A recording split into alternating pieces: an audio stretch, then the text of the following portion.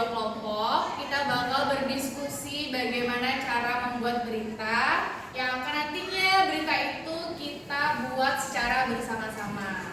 Ini kelompok 1 dan ini kelompok 2, paham? Paham. Nah, sekarang kita menjelaskan lagi ya, kita menguraikan lagi materi kemarin yang sudah kita jelaskan. Hari ini ada yang nggak berangkat? Berangkat semua ya? Berangkat. Kita menjelaskan yang namanya teks eksplanasi. Masih ingat teks eksplanasi itu apa? Masih. Teks eksplanasi adalah proses terjadinya fenomena alam, budaya, dan juga sosial. Nah, sekarang kita fokusnya yaitu bagaimana cara kita membuat teks eksplanasi temanya fenomena alam. Fenomena alam itu ada apa aja yang kemarin kita sebutkan dari kelompok 1 ada apa? Fenomena alam? Ada gempa. Ada apa lagi? Banjir. Kelompok 2 tsunami. Terus apa lagi? Kalau ada angin itu angin apa namanya? Angin puting beliung. Nah, itu yang namanya fenomena alam. Nah, nanti kita buat teks eksplanasi itu ada 3 struktur. Yang pertama pernyataan umum, yang kedua ada deretan penjelas, yang ketiga apa? Penutup. Jadi kelompok 1 dan kelompok 2 nanti membuat berita, tapi beritanya itu dapat ada 3 struktur.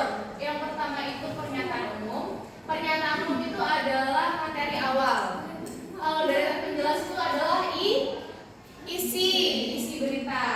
Dan yang terakhir itu penutup. Penutup itu rangkuman dari awal sampai isi berita yang kalian buat. Dari kelompok 1 ada yang dipertanyakan? Ada, Bu. Apa pertanyaannya? Cara membuat berita supaya bisa menjadi berita yang bagus. Cara membuat berita supaya menjadi berita yang bagus berarti caranya seperti apa? Kita harus melihat nih fenomena alam apa yang menarik untuk kita jadiin berita. Contohnya banjir. Di Lampung pernah ada banjir? Pernah, tapi jarang ya. Nah, jika nanti ada berita banjir di Lampung, pasti nanti bakal jadi berita yang menarik karena nggak setiap saat akan ada banjir. Di setiap momentum saja. Seperti apa? Hujan. Seperti itu, paham? Kelompok 1. Nah, sekarang gantian kelompok 2. Ada pertanyaan? Bagian pernyataan umum. Seperti yang Ibu tadi jelaskan awal, bagian pernyataan umum itu adalah bisa dibilang ide awal ataupun judul yang nantinya kalian buat supaya nanti ada deretan penjelas dan juga penutup di rangkumannya. Nah, sekarang boleh kelompok 1 dan kelompok 2 boleh langsung dibuat. Secara berdiskusi ya, harus berkelompok masing-masing. Ayo. Nah, di sini nanti Ibu kasih tema dulu ya. Temanya jalanan masing.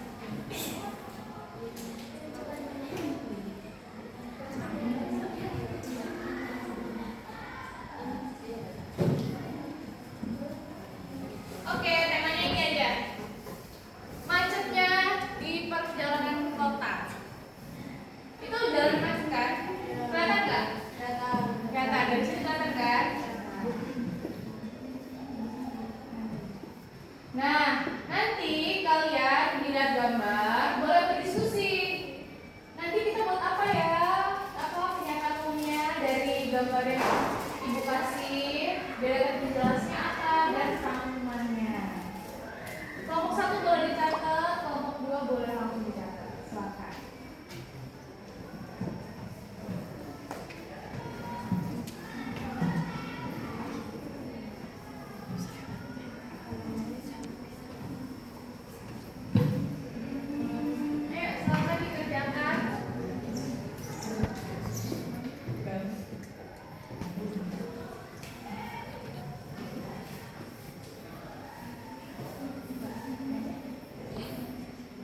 Ya,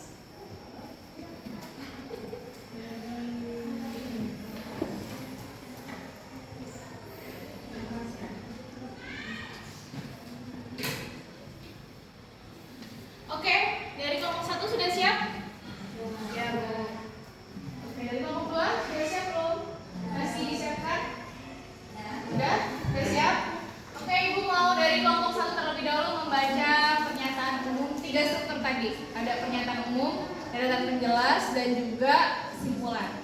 Baik, silakan kelompok 1. Penyebab terjadinya kemacetan. Salah satu penyebab utama kemacetan adalah perjalanan jumlah kendaraan pribadi yang jauh lebih besar dibandingkan pembangunan infrastruktur jalan.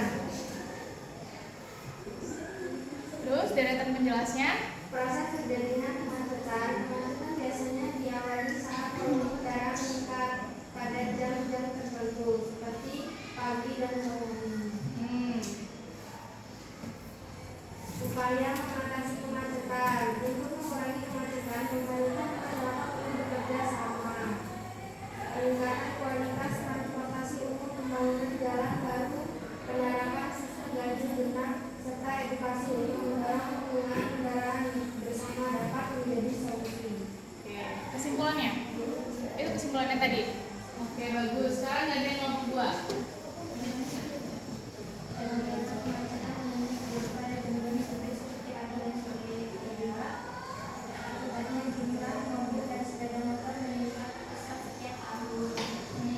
Kesimpulannya.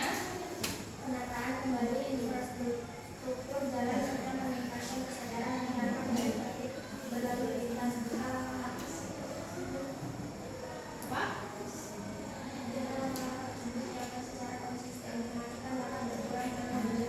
Oke, dari kelompok 1 dan kelompok 2 udah dipahami ya beritanya ya.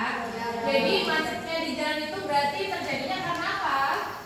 Karena banyaknya kendaraan yang nggak sesuai dengan jumlah masyarakatnya. Jadi kenapa macet itu bisa terjadi? Karena jumlah kendaraan sama masyarakatnya nggak balance atau nggak sama.